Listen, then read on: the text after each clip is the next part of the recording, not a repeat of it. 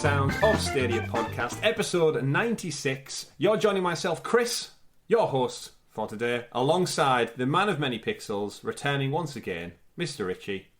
How are you doing? I'm doing quite well. How are you? I'm not bad, thank you. I'm not bad. We're recording a little bit earlier than usual. Not as early as we have been doing in recent weeks. We've missed no news, we don't think. But the people here... Well, you can guarantee something will drop on Monday. It always does.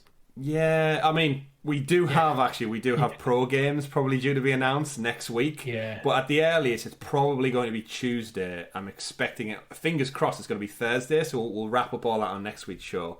Because everyone is here for episode 96 of the Sounds of Stadia podcast, the longest running Stadia podcast this side of Google Maps. Very, very soon, Richie, we're going to be catching up on that magic episode 100. And we've got a great show for you all this week where we round up all of the gaming and Stadia news. We're going to be talking about some new games announced for Stadia, some exciting ones from Ubisoft. We're going to be talking about some EA games, not so much announced for Stadia, and some exciting news in and amongst it. And I've got a theory, Richie, I know why one of the games very particularly isn't coming to Stadia. I've heard something this last week, a rumour or a story that we're going to dig into about one of the bigger titles, so... I'll put that pin in that and tease our viewers and listeners out there. Is it Mafia? It's not. No, we will talk about that, but it's not. It's not Mafia. And before we do get into the show, don't forget to give the video a like if you're watching on YouTube and subscribe to the channel. Click that bell so you're kept in the loop with all things Sounds of Stadia. Like our podcast we bring you every week. Like our live streams of games we bring you every Thursday on youtube.com/Sounds of Stadia. And Richie, this past Thursday, we watched along and reacted live to the EA Play event. So we also cover conferences within the games industry. And we didn't see much Stadia news, albeit. However, we saw games. We saw games, and that's we're all gamers at heart. Yeah. So thank you everyone who is watching along, who's listening along. I know a lot of you listen on our podcast services out there in the digital cloud as well. Google Podcasts, Apple Music, Spotify, Amazon Music, Pocket Casts, all of those magical things out there. So if you're on the move, if you're keeping busy, if you're getting back out there to work, you can listen to us in your ears as well as see us on the YouTube channel. And we thank you very much for your support. Just like our wonderful members, if you want to support the channel a little bit more, you can click join below on the YouTube video, where from as little as 99 pence, you get early access to SideQuest up to 6 days early, almost an entire week before the general public get it on Fridays.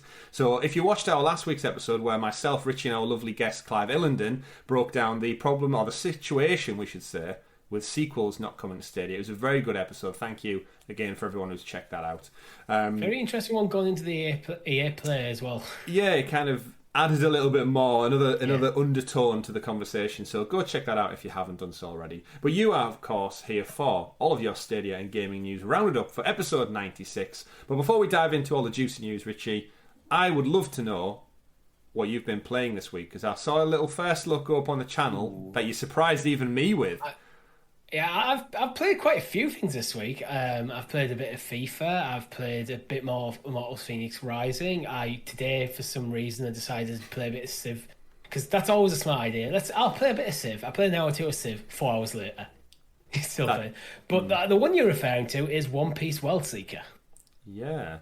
So we'll get into that in the actual news part of the day. But yeah, so you're just pimping yourself out to every game that takes your fancy right now. Yeah, pretty much. Pretty much. And I am very keen. I know, that's always a weird way of describing it. I like how you just went, I'm very keen. I'm pimping myself out. Chris is keen. There you go. Very keen. Why not? I'm very keen to know how your journey through, of course, Immortals Phoenix Rising is going. Yes. You bought the game full price. You barely touched it. You went back when it was on sale for £12. I'm curious how your journey in the mythological Greece is going. It's gone quite well. I mean, it's a Ubisoft game. It's a very fun one. I like the quirky humour, the backwards and forwards between Zeus and Prometheus. Mm-hmm. Although I must admit, I usually have a podcast or something on when I'm just grinding out stuff. I'll turn things off for when I'm doing like major story beats, but I've got 2 out of 4 gods done, so I'm probably getting close to halfway through the game, I would have thought. Yeah, it's laid out quite well, and you're completely right. Yeah. The comedy was one of the surprises, the pleasant surprises in the game that I found. And I'm not 100%ing like each quadrant of the map before I move on, but I'm almost 100% in each quadrant of the map. So most of the stuff is done. It's only like the really tricky or complicated stuff that I've at some point when I'll come back to that later. Or if I got a message saying I don't have the right god power. Yeah, it's very good. The biggest thing for me with the mods, I just thought the combat and the general just like exploration, like Ubisoft do it so well. It was just fun. Yeah. It was just like hack and slash. Like I said, ideal for podcasts because there's not much. It's quite light. Yeah. It's quite, yeah.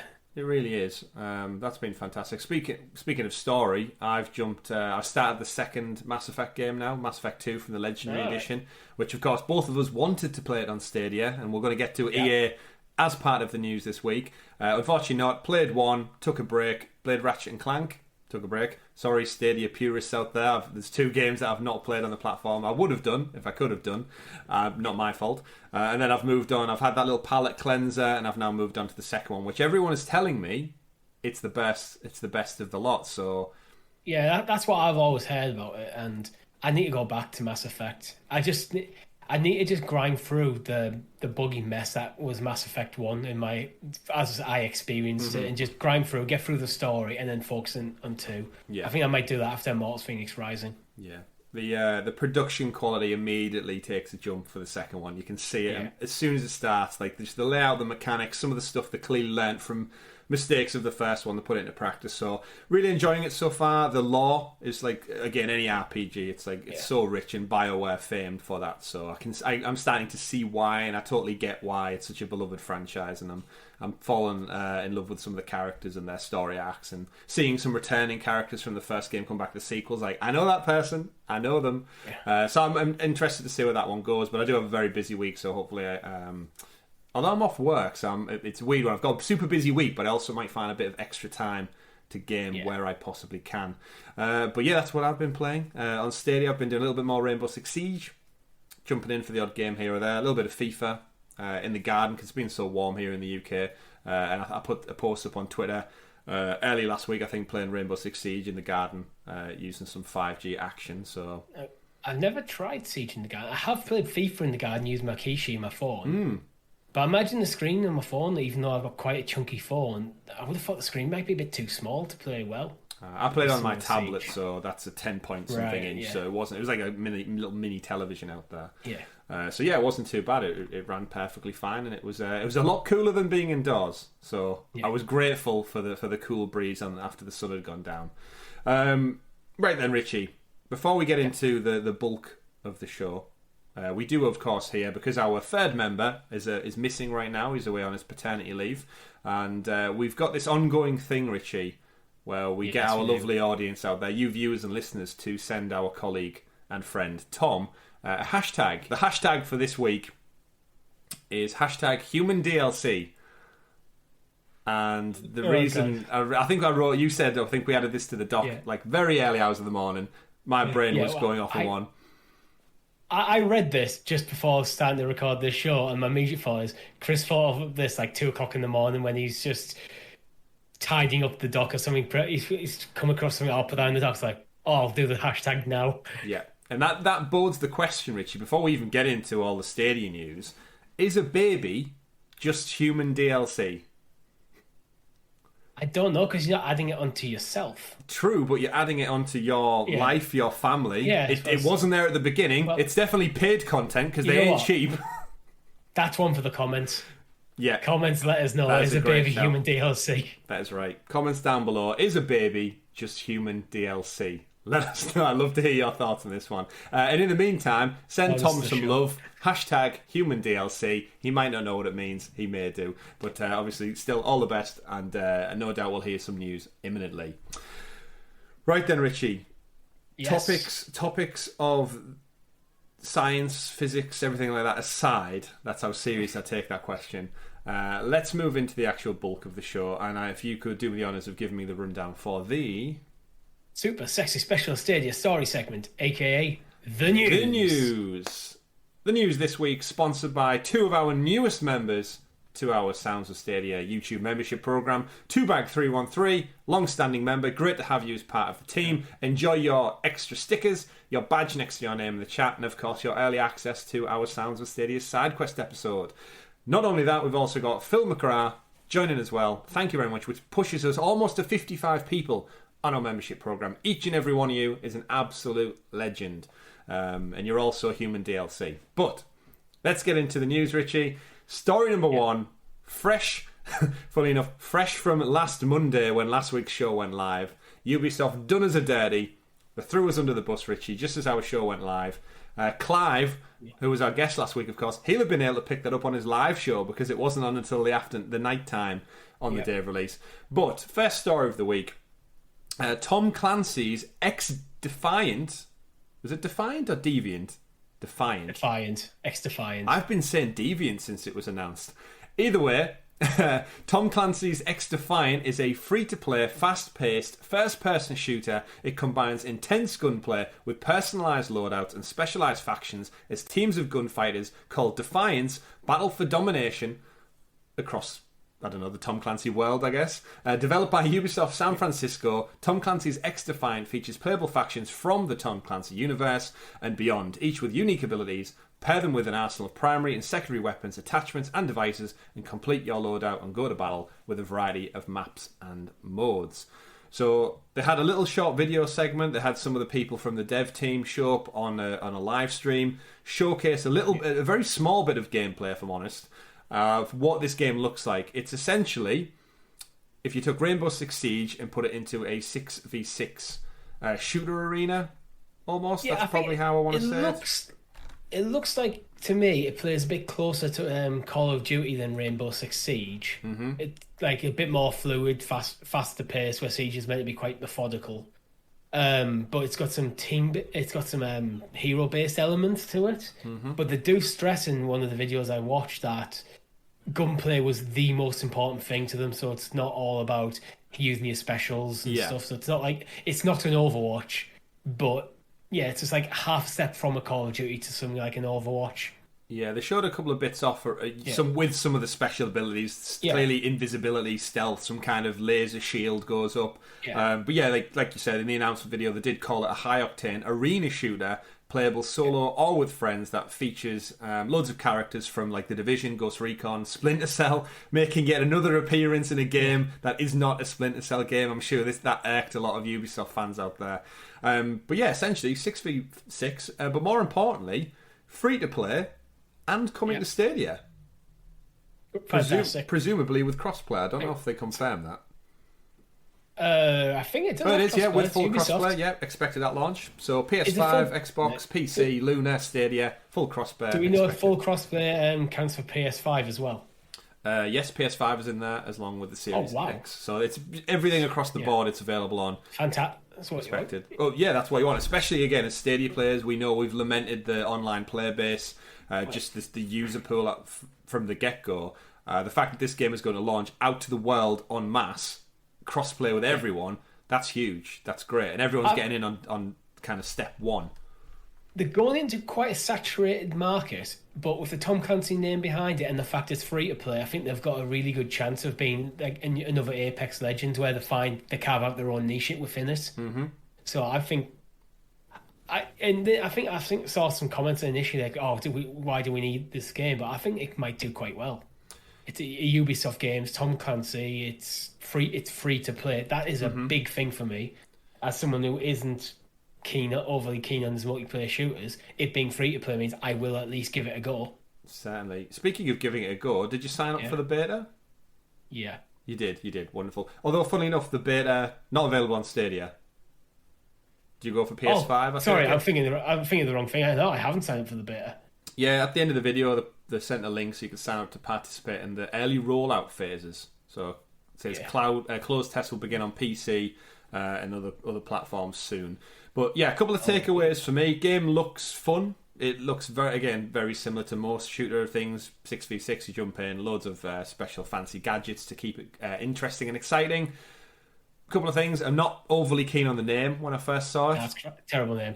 I don't understand why the X is before the word. Like, why not just Defiant? It doesn't do anything for me. Yeah, Tom Clancy's Defiant.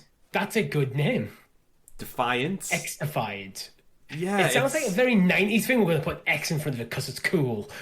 Yeah, like something. The other thing I took away is the bright neon colours. I feel like I'm getting a bit, funnily enough, saturated with all of the bright colours right now, which is obviously the complete not what it means, but I feel like every game is just let's throw a pot of paint at it, bright yellow, bright pink, bright green, and I think they're all starting to look a bit samey right now. I think, games go in trends. Like you know for a fact, I'm not fond of the Fortnite style, the graphical style of Fortnite, and that just seems to be penetrating everywhere. But I think it's one of them. They'll turn up the saturation because it's more eye-catching, so they might catch the younger audience a bit better. I think that'll be their thinking. Yeah, I mean, again, they're a business. It's a game. They're looking at the widest audience possible. I totally understand why they would base it on stuff that's been so similar. But I think we had Far Cry New Dawn, Rage 2. What was there's another game that we got that was all Dead 5. It was all bright neon. I'm kind of just like, I'm over it now. Pick a different art style. Yeah. But sometimes give me a bit more of a grounded, grittier art style, almost. Yeah, it is warfare at the end of the day. But I get they're coming from more of a fun angle. It's gadgets. It's free to play as well. So, and I think they're also probably slightly wary about standing too close to Call of Duty in terms of the art style and too close to Battlefield. That as effectively the newcomer on the block for this. Yeah, they want to go. Okay, we need to make this look like a Ubisoft game and not look like we're just. Because it's in the end of the day, it's a first-person military, basically a first-person military-based shooter with some abilities tagged on.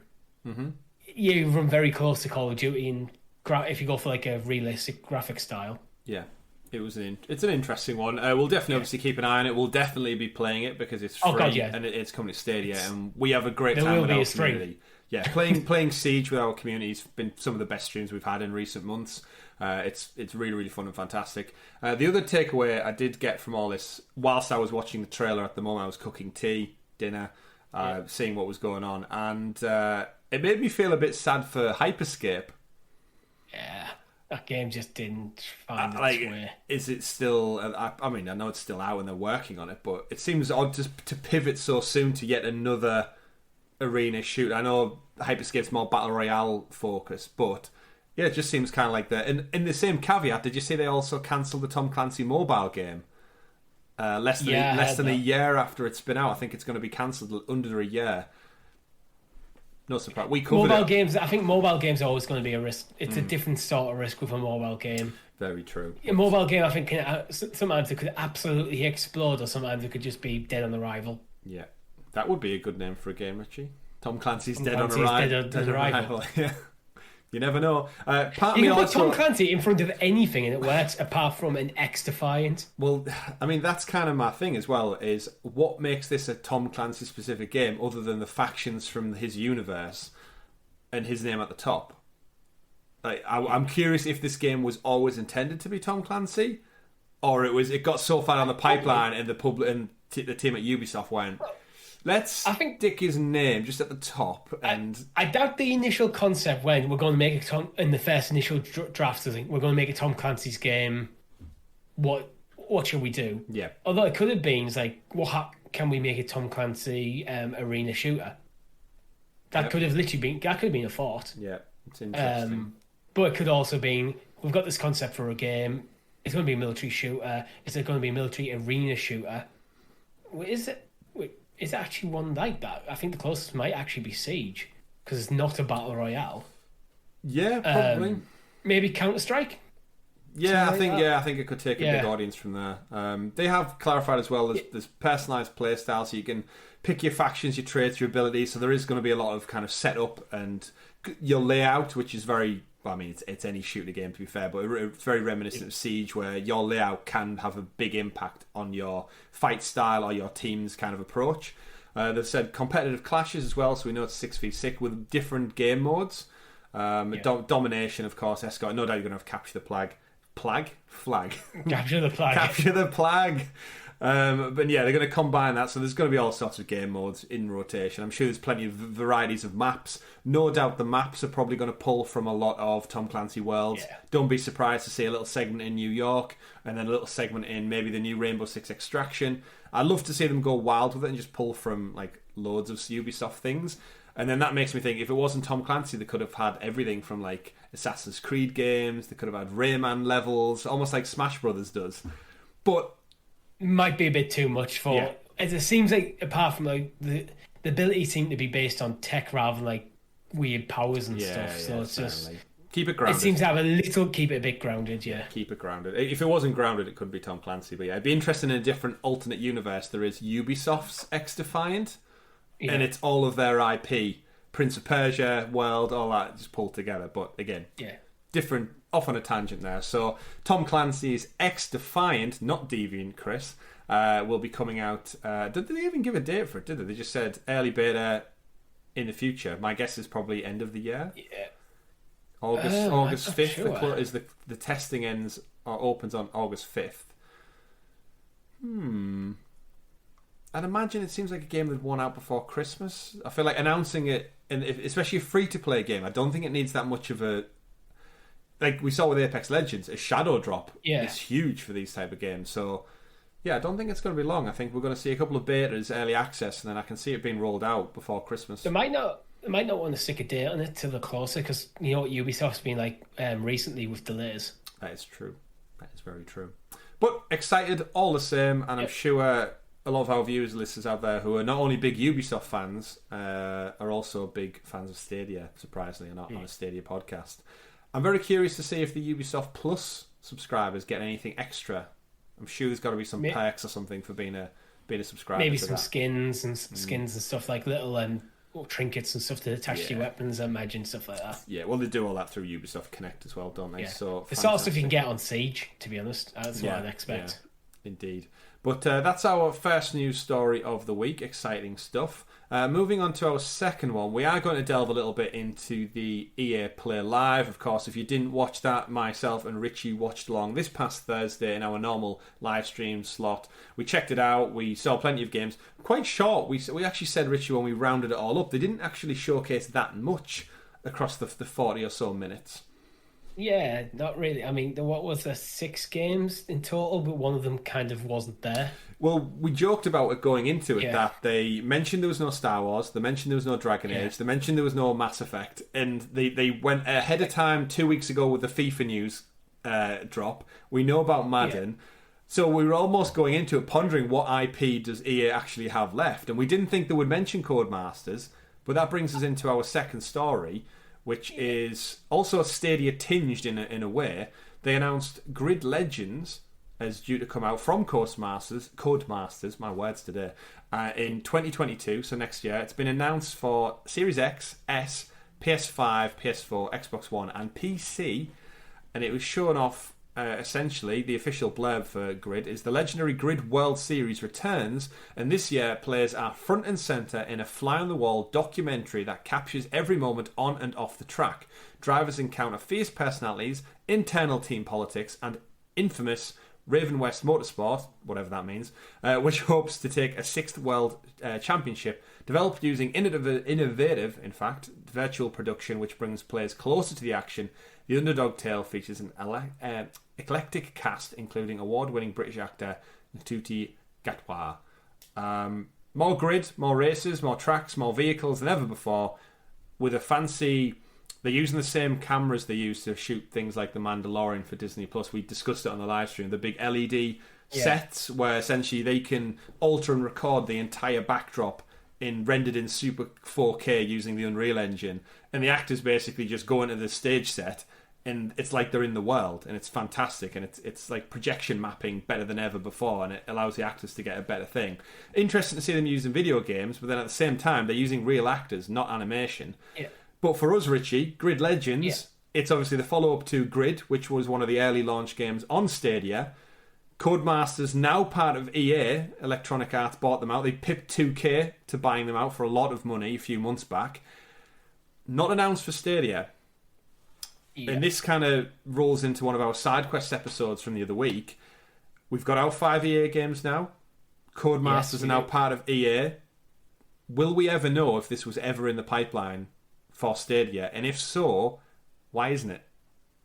Well, it's an interesting one because we were predicting we're not going to see much of Codemasters because of how recent the buyout was.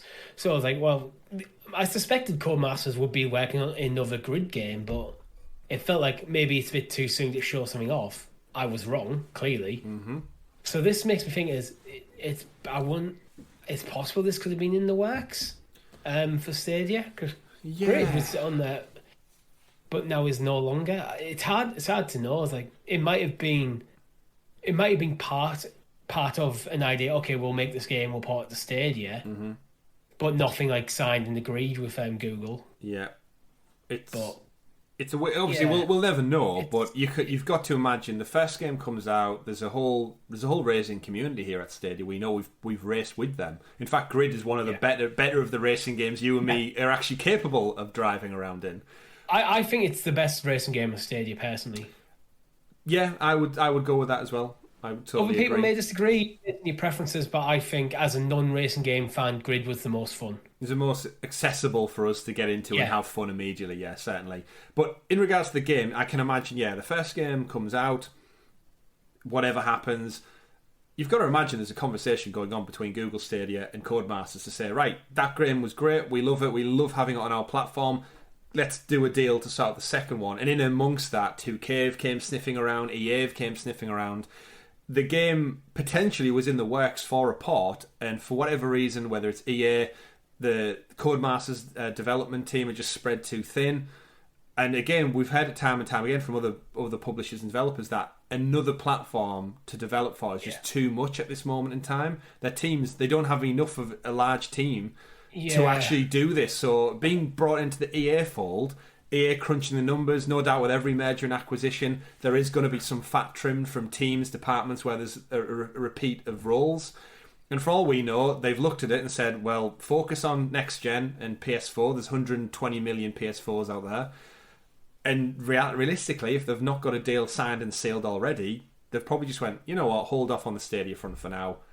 And we'll probably never know, Richie. We'll probably never know. Yeah, we'll never know for certain unless someone comes out and leaks some stuff, which is very, very rare. We get that sort of leak. But I think this could be a case of Stadia not doing well in the multiplayer scene, because unfortunately the player base doesn't seem to be there to sustain multiplayer games. So EA may have looked at the multiplayer numbers for Grid and went, yes, it's doing well on Stadia, but it's not doing well enough for us to justify putting it there. Yeah. And this is we've said, unfortunate. Yeah. And this is where we've said before, this is where the reality of Google to grow the platform need to dig deeper into their bank account and say, you know what, EA, you know what, Codemasters, how much do I need to sign on this blank check for you to fund your team to either recruit more people to port, or what does it look like? Because they can't just sit idly by while another sequel comes out and doesn't land on the platform again. Because realistically, how many people on Stadia are huge Grid fans, and now they're going to switch over to their competitors' platforms yet again to play the follow-up game? Yeah, this is the thing. Like, I've always been an advocate for Stadia being great for casual gamers or gamers who are focused on one franchise, one genre game, and they don't necessarily want to go out and buy a £450 console when they buy a game a year. And Grid falls into that category, something like FIFA.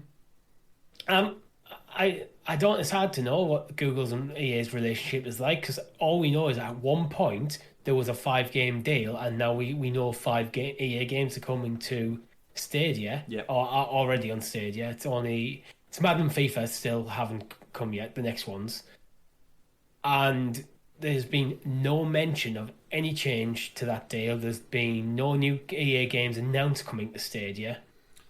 I mean, so it's hard. Usually I would say is like maybe they've offered a bag of cash, but the bag of cash wasn't big enough for EA, and Stadia weren't willing to pay more for it. Yeah. Because I would say Grid is a niche game.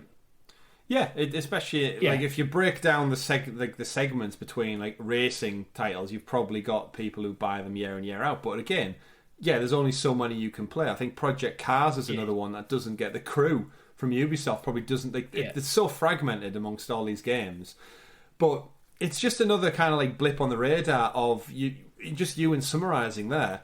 Yeah. We haven't heard anything other than Ubisoft. No. Like Ubisoft coming directly out and giving us a couple of games at the Forward event. We've not heard anything bar a couple of blog posts about what to expect, other than being told to batten down the hatches and 100 games are coming this year. And again, we've said on the podcast many, many times, as much as we love this platform, we need some kind of indication to what we'll be playing in the back half of this year. And as it stands, 2 Ubisoft games delayed. We know we're getting FIFA. It's probably the biggest one right now. Oh, Far Cry 6 is still coming. Thank you, Ubisoft. But if Grid is yet another sequel that's not coming, Formula 1 hasn't came. That's came and went last Friday. That came out. They need to communicate with their audience a bit more. We've said it time and time again, but yeah, otherwise people are going to look what's coming on PlayStation. Bear in mind, we're still in the first year of the PS5 and Xbox Series X. They're going to ramp up in what they're offering in the next few years. Yep. They're just getting going with their current generations. Yep. So that's it. It's that roadmap. It always seems to come back to a roadmap. Yeah, like, and we know if people don't know what's coming and then do know what's coming on other platforms. I've seen loads of people post in Facebook groups about how they've moved on to like Xbox or PlayStation. Yep. And just didn't want to, but I've looked at what Stadia's currently offering. Look what's coming, and when I'm better off spending my money over here. Yeah, and this is where it's the market share we talk about all the time, because I've, at the top of the show, I said I've spent the last several months mostly playing my PS5 because I wanted to play Mass Effect. It was a big new game, came out. Yeah. Only could play it on my PlayStation. I'm sure loads of people did it on Xbox as well. Ratchet and Clank, exclusives. We ain't getting any exclusives as far as we've been told. So there's another month of my gaming sphere gone. Yes, we came back for Siege. Yes, I'll be buying and playing FIFA on Stadia because the convenience is undoubtedly the best selling point, and I absolutely love it for that. But at the end of the day, if you don't have the games to be there at my convenience, I have to go elsewhere as a gamer. Yeah. So yeah, that's it. We've always been open. We'll go out and buy the games that we want to play, and wherever we play them, we'll. If I think I'll get a better performance out of my PS5 in the game, I'll probably go for the PS5 version, even if it is on Stadia. Mm-hmm. So even Stadia's even competing for me as someone who's largely for the last 18 months played almost exclusively on Stadia. Yeah. A bit here and there on my PS4 and PS5, but mainly Stadia, to be honest. Yeah. And viewers, listeners, if it sounds like we're going off on a little rant again, I know sometimes it can sound like this, and I'm sure. I mean, basically, yes, but I'm sure, again, we can get a little bit more context in, though, Richie, because it's not Twitter. We're not limited to characters, and this is why we don't really go off on rants on Twitter. Here, we can talk about it and theorise. But the truth of the matter is, every time another big title or a sequel or a follow-up comes out, and we get no announcement of if it's coming or not, speculation begins. It's human nature to just speculate on the unknown. And when everyone over here on PlayStation, Camp, Xbox, Nintendo Switch is saying, well, we're getting it, it's coming day and day, here. As a consumer, my brain goes, well, I want to play it over there. I want to be with the cool kids who have all the cool stuff. And over here, it's just tumbleweed and silence. Yeah. Especially when you are one of the cool kids who has the cool stuff. Anyways, like, well, I can play this. I just don't play on Stadia. That's the thing. Like, they're competing for a market share, and that means that you have to get games. Mm-hmm. And you have to get games day and day, and you have to get the big titles. And we already know Battlefield's not coming. We know Grid's not coming. Yeah. Speaking of other thing, we might as well get this quickly in here, Richie. They did announce EA, which we suspected as well, not a legendary edition of a Dead Space trilogy, but we did get the announcement of a Dead Space remake of the first game. Yeah. The original came out back in 2008, for those who don't know. It was made by Visceral Games, who've now been closed and shuttered by EA, one of the bad moves they made over the last couple of years, if you ask me. It's getting the remake treatment for PS5, Xbox X and S, and PC. So it's obviously a very atmospheric third-person horror game, very akin and inspired, I would imagine, by Resident Evil fame, maybe mixed in with a little bit of Alien. You're on a terrifying journey through the shadowy interior of the mining ship, the USG Ishimura, from its crew all being slaughtered by the nightmarish creatures known as necromorphs. Essentially, the game follows on from there. You play as Isaac looking for your missing partner, and there's lots of just sci-fi space stuff with lots of death and scary jumps along the way.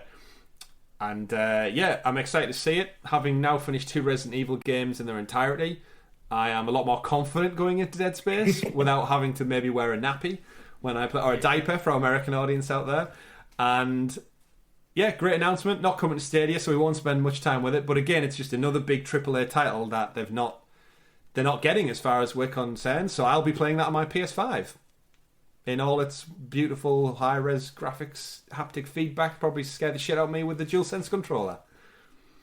But anyway, in and amongst that, we got some other EA news, but none of it was Stadia relevant. We heard nothing, of course, of Jedi Fallen Order. FIFA was all on show ahead of time.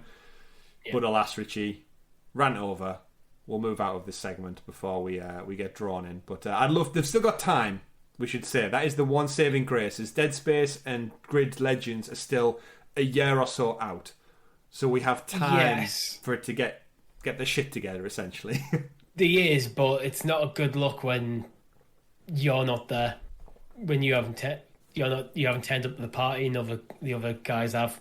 Yeah, you're just might still turn up, but who wants to be the one who turns up to a house party at 2 o'clock in the morning? The party's still going, but you're sober. You're sober. You're trying to catch up, and everyone's It's not. We've all been there at some point, but yeah, you're the taxi ride home at the end of this instance. Oh, you're here. Can you give me a lift home? Yeah, do you mind? Did you bring any mixer with you? We've run out. I was just thinking about ordering a taxi, actually. Yeah, that's the worst time, getting kicked out. Yeah. Excited for Dead Space again, but we'll talk more about that in the future, hopefully. Third story of the week. Richie, you tagged me in this during the EA Play event, actually, to my surprise.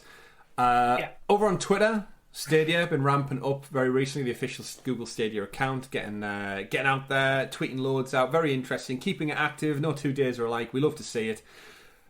They tweeted out something about crowd play, Richie.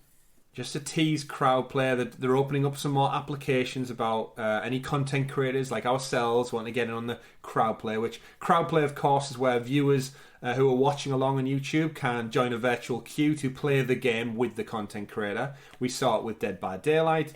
We trialed it. I think we trialed it, right?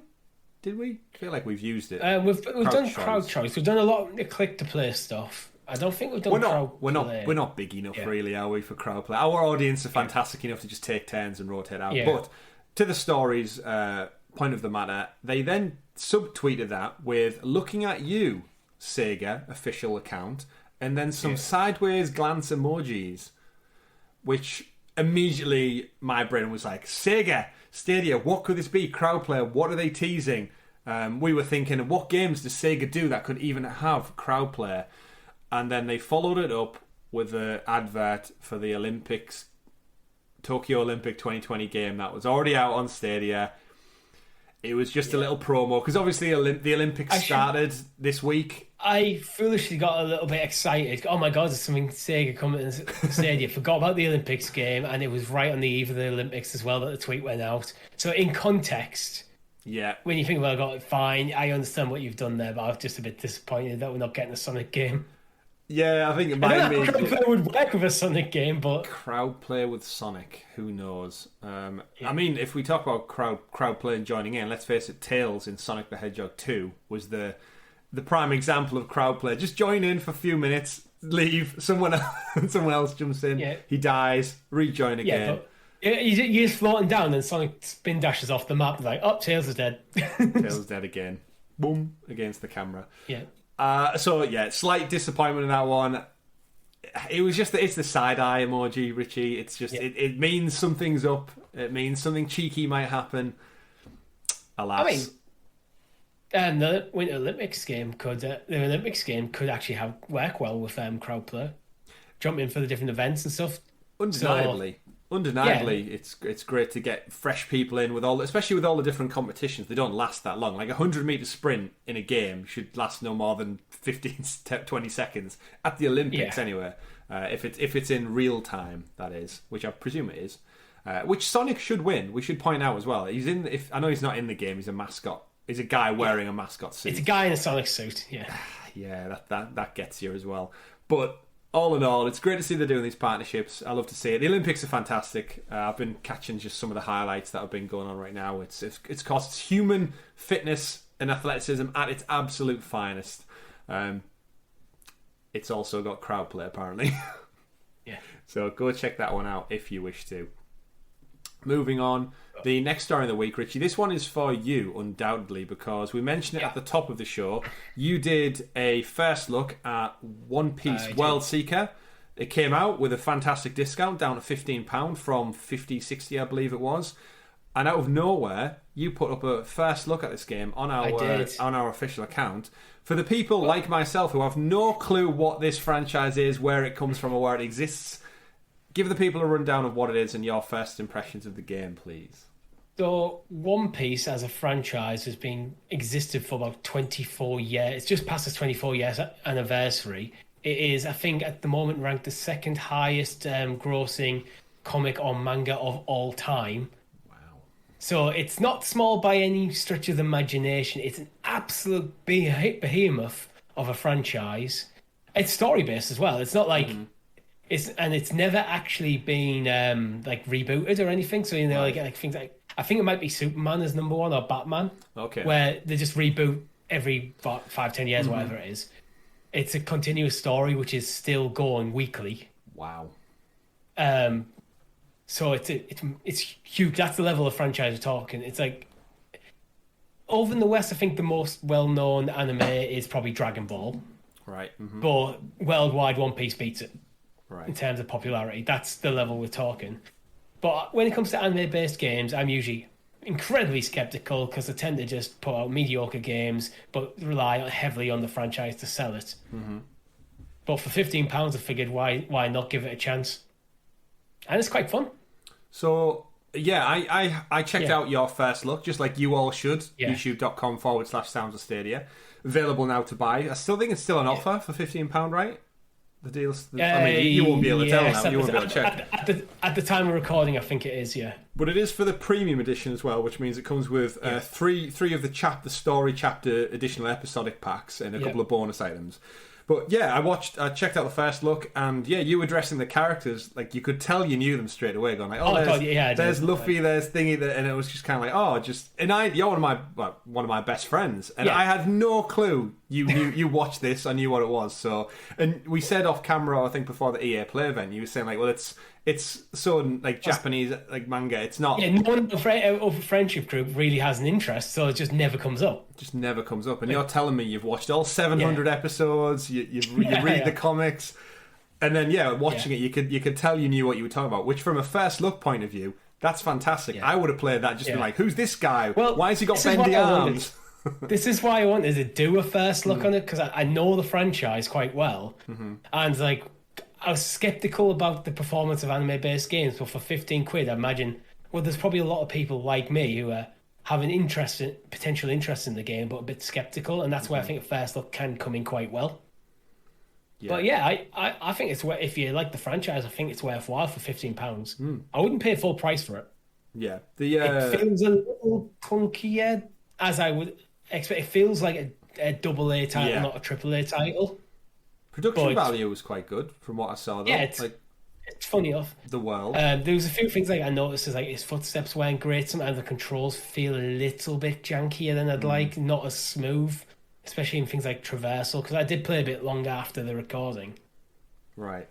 But for a £15 game, you really can't go wrong. Yeah. So in regards to the game itself then, I heard you mention throughout it takes place in a certain part of the story, does it? I think you mentioned I was trying to pinpoint what point in the story is, and I think I got it wrong, because when I actually went back, I foolishly, I didn't watch the intro sequence because I was busy recording my intro for the video, and that actually positions a bit better. So it was actually positioned a little bit later in the story than I thought, but not massively. Right.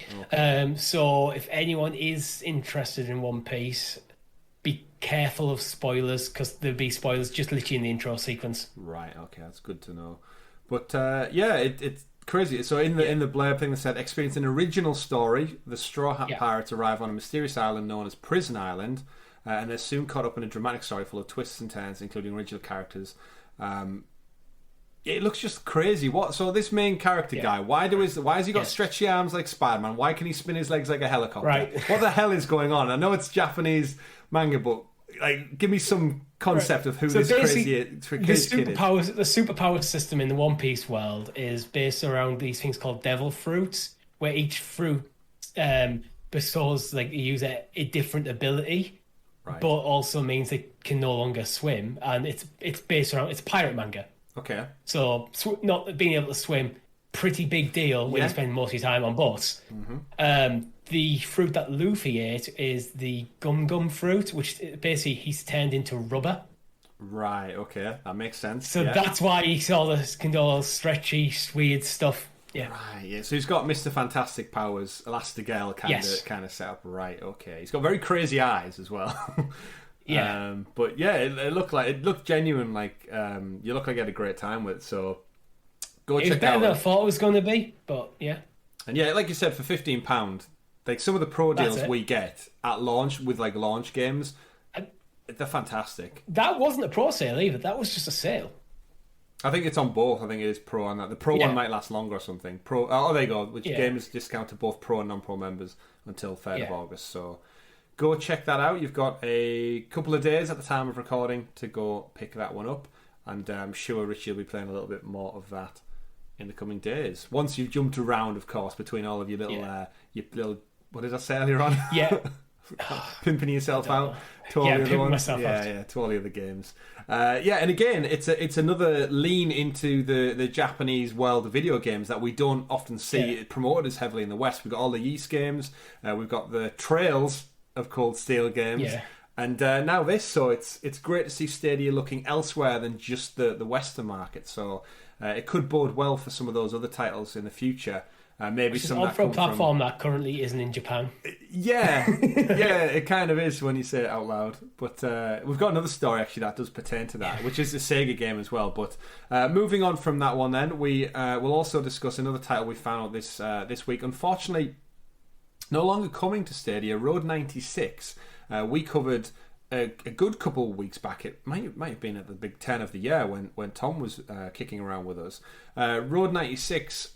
Was confirmed earlier in the year by the CEO of Digixart, I want to say, as the developer of the game. And in the trailer, they mentioned that it was coming. It kind of caught us off guard. I think it was at an indie dev summit that showcased it. It looks almost somewhere between a Annapurna, almost like a Firewall game / with a Telltale story. Each outcome's different. Look really interesting. I don't think they've put a date on it confirmed yet, but unfortunately, in some weird twist of events, the same person, Johan van Eyes, has came out and said that we did some tests, we did some tests on Stadia last year, and this technology is wonderful. The game ran really smoothly on it. If we have the resources and the time, we would be happy to release the version of Road 96 in the future. As a studio of only 15 people, it's really hard to make several platforms at the same time. So unfortunately, Richie, down to it looks like resources, we're no longer getting this very interesting looking story-driven game on the platform anymore, which after being announced and not being announced, it is a big shame. This goes back though, surely this is where Google should be digging into their pockets and saying, no, we really want your game on Stadia. Like, what can we do to either fund some more staff members? We know Stadia have worked with porting teams in the past for other titles. Can we get a porting studio to help support you bring it across to our platform, especially with all the new porting toolkit they promoted at the Dev Summit the other week? Yeah, it's just. A shame. I'm guessing this is one of them. I'm assuming this conversation's happened and the deal couldn't be reached. From Stadia, they might look at it, although it looks like a cool concept for a game. Is it going to move the needle enough for Stadia to warrant throwing enough cash? The cash that this developer would need to port it over. Yeah, that's always going to be. It all comes down to business. Would Stadia see a return on that investment? Yeah, and we said a lot with Clive last week that the return on investment so early in the game, it's never going to be all sunshine and rainbows. You're not going to drop 10 million and get 20 million back. It's not quite as 2-to-1 odds as that. But if I think you worded it actually the best when you said you're investing in your own platform to grow it. Yeah. So you invest in the future of your platform. Yeah, so you might be taking a loss now, but in the long game, your library's bigger. You've got more people's interest to garner from a variety of different titles.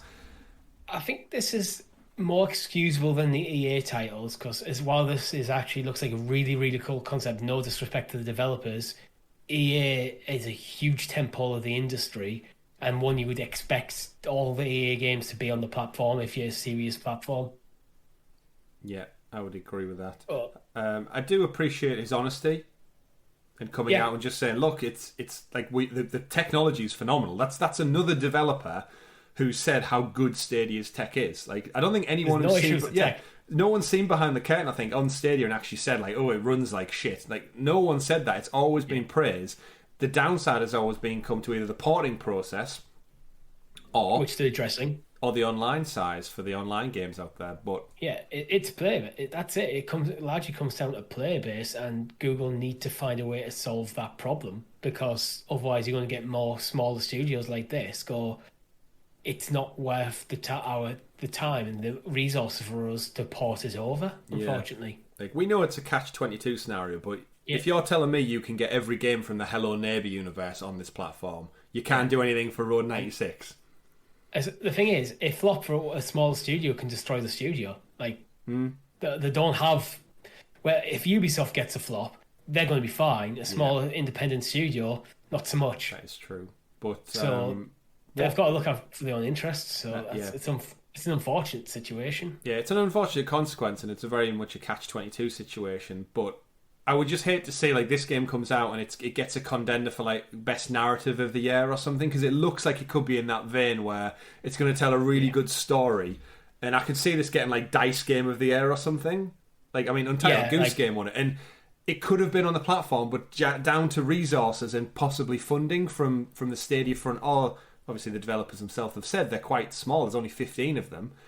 Could something have been done? I'd hate to look back in like a year's time and it's got all these plaudits and awards for narrative and story and creativity and stuff, and we sit here going, damn, another missed chance. Yeah. But only time will tell. But I appreciate the honesty of the dev just coming out going, look, we'd love to, tech's great, we just can't right now. Maybe we'll see it a little bit later. Maybe after it's out on other platforms. That's the thing we should stress. He's not saying it's not coming. He's saying at the moment they're not planning for it to come. Yeah. Which I think are very different things, because if that means there's scope for a potential deal to be worked out, scope for him to change his mind. Mm-hmm. If suddenly you get a spike in the player base on Stadia, or Stadia hand over the new port and go, actually, it's a lot easier than you think. Yeah.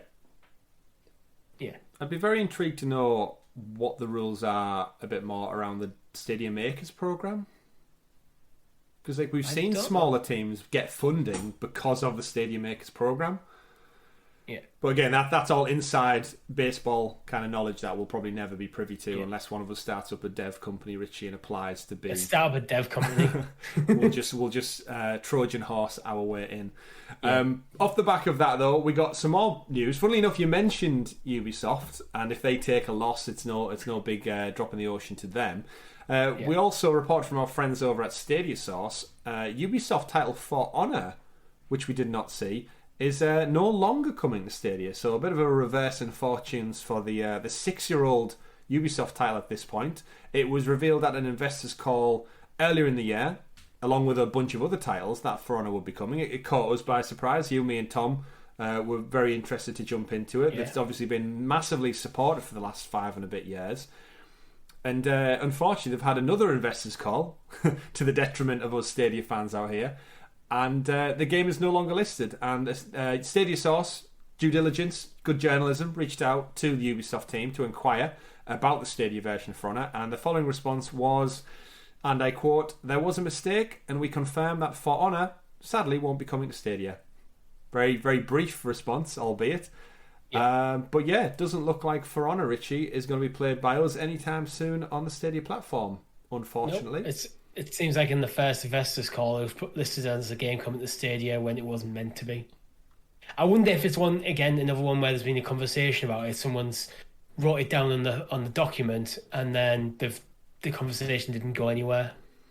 But yeah, again, it sucks. I was looking forward to jumping into that. Yeah. With the Ubisoft titles, though, because we know Ubisoft Plus exists, I think with games like this, it may just be a matter of time. I don't know about you, but I'm definitely in the impression I think Ubisoft want all of their library in the cloud, so they can all push the library Ubisoft everywhere. Plus. Yeah. The Ubisoft don't care where you play their games; they just want you to play their games. Yeah. So maybe not now, but I could definitely see if For Honor is still like doing well and they're doing more seasonal content, like The Division, like Rainbow Six Siege. Like all the stuff that's planning with Assassin's Creed, I can see it coming back around. Maybe not. We'll just have to wait for another investors call, I guess. I'm going to hold out. I'm going to be optimistic here and say at some point they'll announce a next gen, a PS5, Xbox Series X update for Honor. If they decide to continue it and not go for like a For Honor 2, and that's when we might see a Stadia launch. Yeah. Yeah, I'd be quite optimistic by that. Again, I have a lot of faith in Ubisoft. It's almost like giving us a roadmap and bringing out new titles day and day has garnered a lot of trust with me. It's weird how that works. And with Stadia, especially, that we've seen most of the titles come to Stadia. It's a rare Ubisoft title that doesn't make it to Stadia. I know. And For Honor is an old game at this point. Which could be part of the reason. Very old, yeah. I'm excited to play some of the older Assassin's Creed games and stuff when they finally do drop in the next probably couple of months, I would imagine, because they announced the time window between being announced and coming is quite short usually with some of the Ubisoft games. Yeah. But speaking of games that could be coming, to loop back around to our sequels on Stadia scenario that we find ourselves in all the more frequently as the year ticks by and more sequelized dates come around. I feel like this episode's just a sequel to last week's SideQuest. It possibly quite could be. But I wanted to take this story up. So Lost Judgment, which we have covered on the podcast, again another game, announced, showed off from Sega, not coming to Stadia that we know of. And there's actually a little bit more news came out recently about this one. I don't know if you've seen this in the stories this past week, Richie, but there's actually a reason I believe it's not coming on Stadia. So Lost Judgment, it's the follow-up to just Judgment. Yeah. Yeah. Yeah, I was going to say, there is a reason. It's a weird one as well. Yeah, it's a very weird one. So, well, just to clarify beforehand, right? For Honor, spelt wrong. It's missing a U. We're English over here. That's one thing. They're not on the platform anymore, so we can give them a bit of shit. For Honor, spelt wrong. Judgment, also spelt wrong. There's an E in there. You're missing it. 2 titles I have to live with spelled incorrectly. I didn't even notice the missing E. Yeah. It's one of them things, and I know why it's spelled like that, but that's not the point. Anyway, into the story. So Lost Judgment may be the final game in the Judgment series, not just not coming to Stadia, because apparently over in Japan, the guy who plays the main character, he's an actor, of course. He does his mocap and stuff, and he does a lot of stuff in Japan for television, not just video games. My guess is the reason Sega got him is because he's a very popular face over in Japan. So to put him front and center as your main protagonist, it's a great move. And apparently his talent agency, known as Johnny and Associates, do not play well over in Japanese culture with PC. So they have this weird thing where they don't have like musicians and everything. They don't run their own like YouTube channels, their own social media accounts. They're all ran by the talent agencies for the most part. This actor didn't even have like a social or a YouTube account up until 2 years ago, which in today's world just seems crazy. But the crux of the matter was they've been blocking the PC versions of the game. And if you recall, when it came out, it was announced for PlayStation. Not Lost Judgment, but Judgment was announced for consoles and Stadia. And we had a little joke about it, saying it's not coming to PC. But if you wanted to play it, you could play it on Stadia. And funnily enough, there's all this legal stuff going on about controls over the actor's likeness, his talent rights, and his image can only be used or restricted to certain places. And these talent agencies apparently just don't like PC because home computers have direct access to the internet and consoles don't, and it's some weird Japanese culture thing that we're obviously not privy to. Yeah, really. So I don't really get it because it's weird, but in the end of the day, the more places, I'm thinking more like how Ubisoft seem to look at the world. Like, the more places I can put my game, the more money that we're going to earn. And that counts for the talent agency as well. Yeah. Because if you're just cutting off the entire PC market, and those, if you want to, depends whether you decide to classify Stadia as part of PC or part of console, you're just losing out on them sales, which means that they're losing out their royalties. Because of the image rights. It's a very odd one. So the report, this is from Video Games Chronicle, by the way. The report claims that Sega has been trying to bring Judgment and Lost Judgment to Steam, but because of the agency, it's blocking it from happening. They may have to either recast the actor or draw a line under the whole series, because obviously this is a series that spins off from the Yakuza franchise. Yeah. And it's just it's such a weird place to find them in. But apparent quote from the article as well, the game makers have decided that if they can't distribute the game on Steam, it will be very difficult from a business standpoint, and the series will end with the second game, Lost Judgment, which isn't even out yet, I don't think. And again, just to clarify, it didn't receive a PC port, in brackets, although Stadia technically counts as a home PC version. So, in all things said and done, I wonder if the PC port was actually the catalyst for them going, like, this needs to stop now. Whoever this talent agency is needs to either get in the 21st century or... Well, if I'm this actor, I'm moving a talent agency because this seems ridiculous, to be perfectly frankly, to be perfectly honest. And if I'm Sega, I'm just going. Maybe I am going making the decision. Going, look, we're going to end the Judgment series, and we're just going to do any ideas we have for it. We're just going to put it in a different spin-off with an actor who I feel sorry for the actor in this. Yeah, because from what we can tell, he seems perfectly amenable. We don't really know much about him. It seems to be his agency who seem to own his rights. Yeah, getting in the way. But I've gone to say, I was like, I'm sorry, but we're going to go with this guy instead because your agency won't play ball with us. Yeah, it's very. But that would be my decision. It's like, yeah, but we just don't know how things work over in that half of the world. And the reality is, like, we know how. Like we know how. I think it's a lot like how the music industry has been in the past over here, where like you'd sign on for a label and they'd own the rights to the music and etc. etc. You get a royalty from the music rather than actually owning the rights.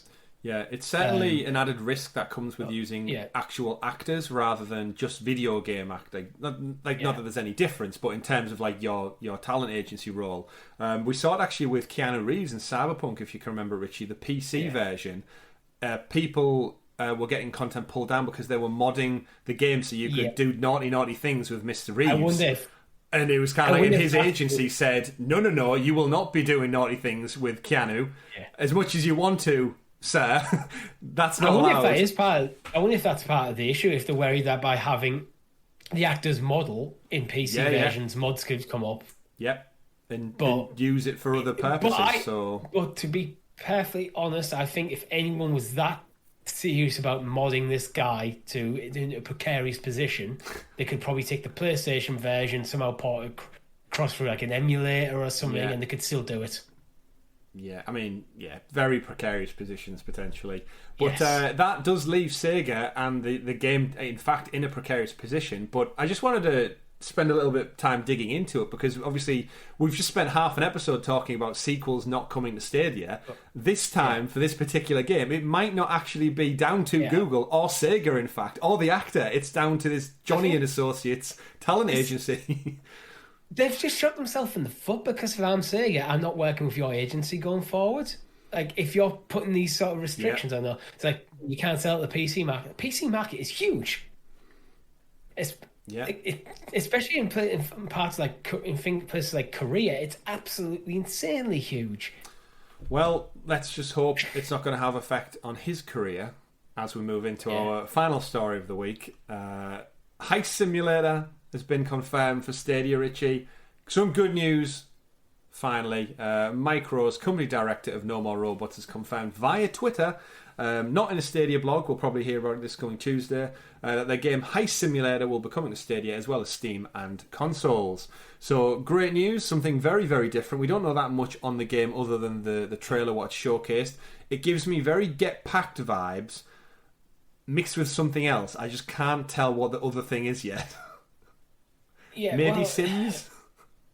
Well, it's a heist simulator, so from the looks of it, you have to plan to basically steal some things from various different buildings. So I get why you're getting the Get Packed vibes, because it's got that sort of art style. Yeah, certainly. But in the blurb it said, time to go back to heist school. Use the Heist Simulator's level editor and build the burglary story, or build the burglary story, or even home plan of your dreams. Draw up your ideal locations, then fill it to the brim with thousands of props, decorations, and interactables. Then share your masterpiece with the world by uploading it to Heist Cloud.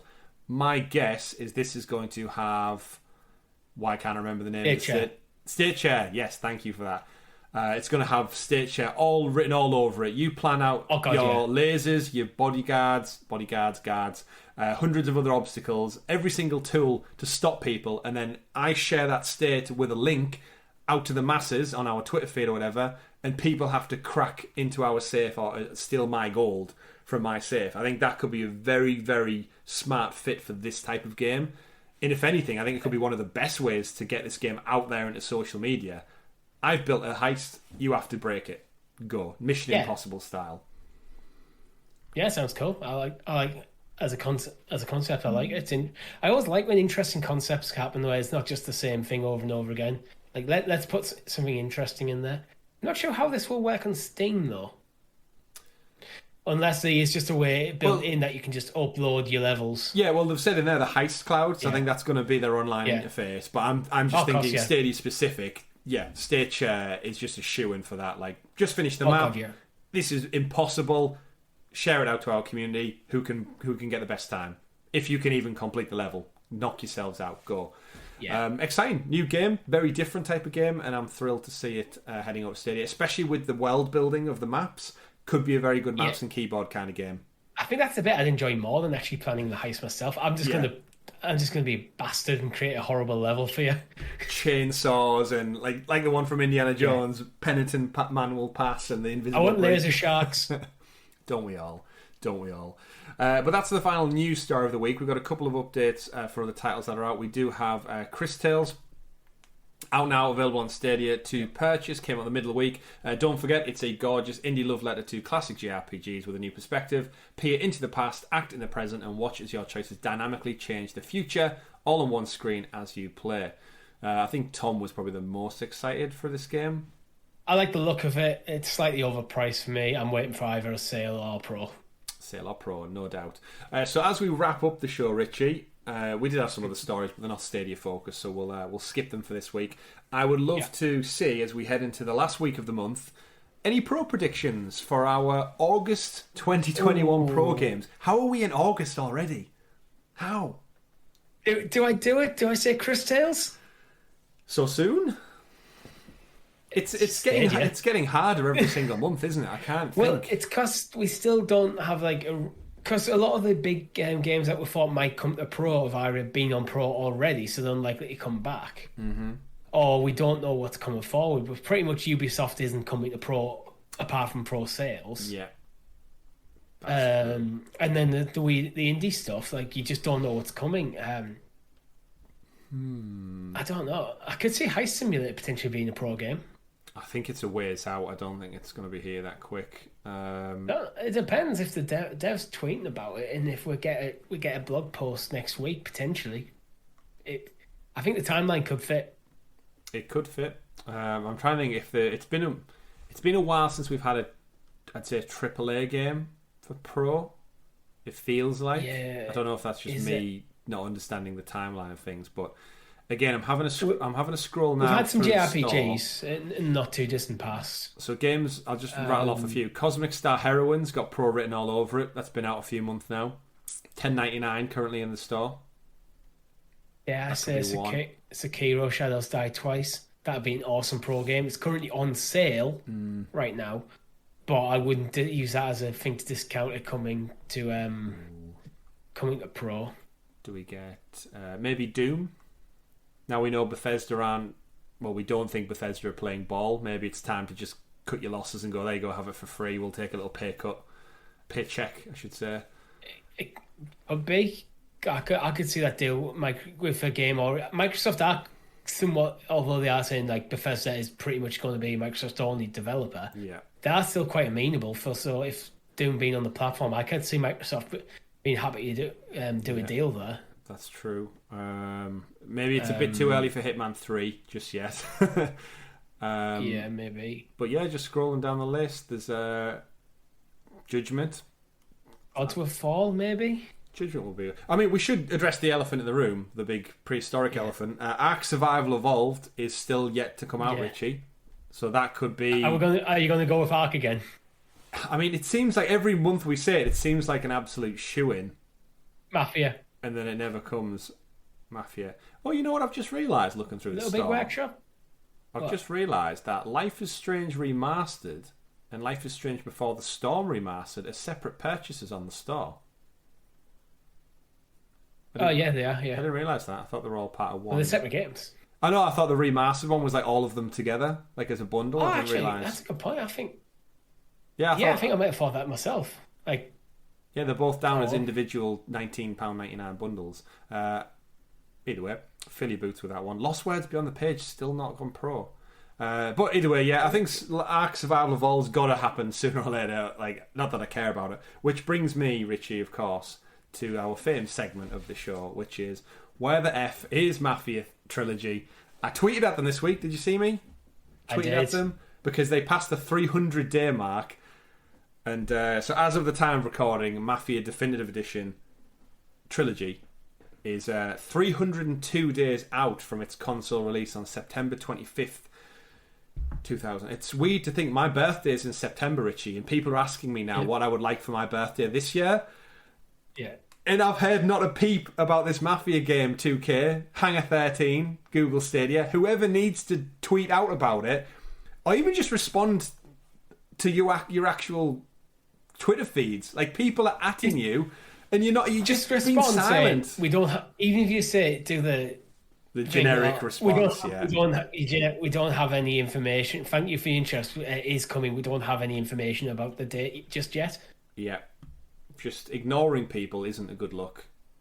We as such a small little social YouTube channel, we try and make a point of responding to every single comment on YouTube, Twitter, our Facebook feed, anything. So I think, maybe when the year's out. Either way, 302 days, folks. Fill your boots. It seems to be a thing. I don't know what I'm going to do, Richie, when the game actually comes out. Maybe I'll do a reverse countdown of how long it's been out for. Where's Mafia 4? It's going to come out. You're going to look at the price and go, oh, fuck that. I'm not buying this. I said I'm not interested in it anymore. I've got other games to keep me busy. So if it's a pro game, will you play it? I might do a first look for a pro game. For a pro game, just for you. Well, I wasn't going to commit you to a first look, but I was going to just, will you play it? I feel like I deserve it to the developers. I actually do want to see you do a first look because I just want to see you slag it off. No. Again, the reason I'm interested because the game is well revered, so it's just becoming less so the more time passes for me. And so we mentioned there we try and get back to everybody in our Discord server, Richie. So as we wrap up the show, ladies and gentlemen, don't forget, if you want to be more involved with the Stadia conversation, with me, Richie, Tom, and our lovely community, all of our 53 plus members over on youtube.com/Sounds of Stadia, you can hit the Discord link below in the description.